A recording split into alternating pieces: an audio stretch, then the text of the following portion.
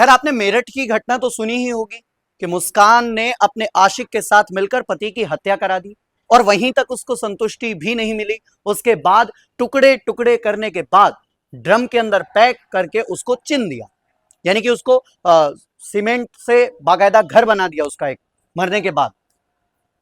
लेकिन बहुत सारे लोग आजकल ये ड्रम, नीले कलर का ड्रम बहुत ज्यादा वायरल है।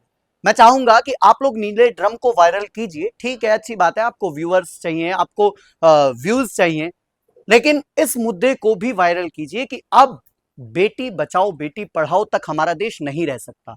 अब बेटे बचाओ बेटे पढ़ाओ का मंत्र भी हमें समाज को देना होगा, क्योंकि ये एक ही घटना ऐसी नहीं है जिसमें एक पत्नी ने अपने आशिक के साथ मिलकर पति की हत्या कर दी, बल्कि अभी 5 मार्च को एक घटना सामने आई कि उनकी शादी 5 मार्च को हुई थी। 15 दिन बाद पत्नी ने अपनी मुंह दिखाई में मिले 1 लाख रुपए अपने आशिक को देकर पति को गोली मरवाकर हत्या कर दी।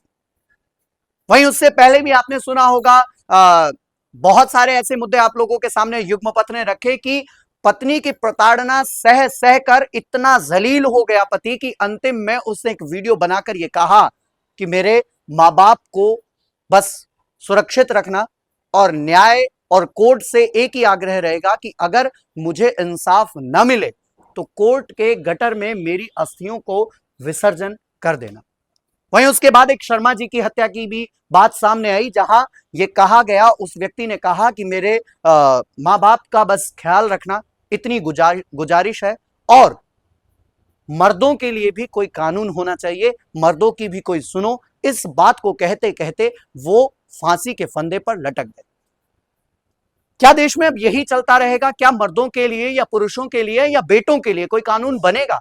सरकार की आंख कब खुलेंगी? क्या इस प्रकार के जब केस लगभग बहुत अधिक संख्या में बढ़ जाएंगे या हमेशा डेली आते रहेंगे तब उनकी आंखें खुलेंगी, या अभी भी वक्त है? आप जागिए और पुरुषों के लिए भी कोई कानून बनाइए।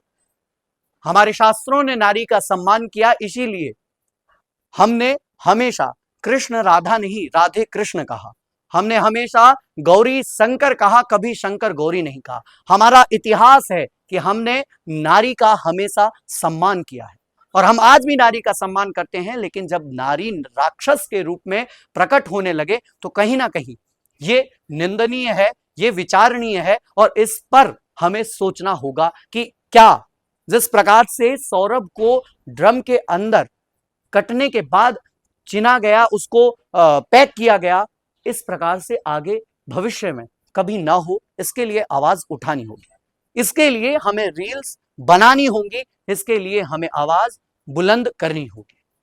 खैर, आप क्या सोचते हैं? क्या सरकार को अभी जागना चाहिए, समय है, यही समय सही समय है, या फिर इस प्रकार के केस आगे होते रहें, सरकार आंख बंद करके सोती रहे और पुरुषों की इस प्रकार से प्रताड़ना, हत्या होती रहे? आप क्या सोचते हैं इस पूरे मुद्दे पर? यह जरूर चाहेंगे आप कमेंट बॉक्स में बताएं। लेकिन बेटी बचाओ बेटी पढ़ाओ के साथ साथ अब बेटे बचाओ बेटे पढ़ाओ का नारा जरूर दीजिएगा। बहुत बहुत धन्यवाद।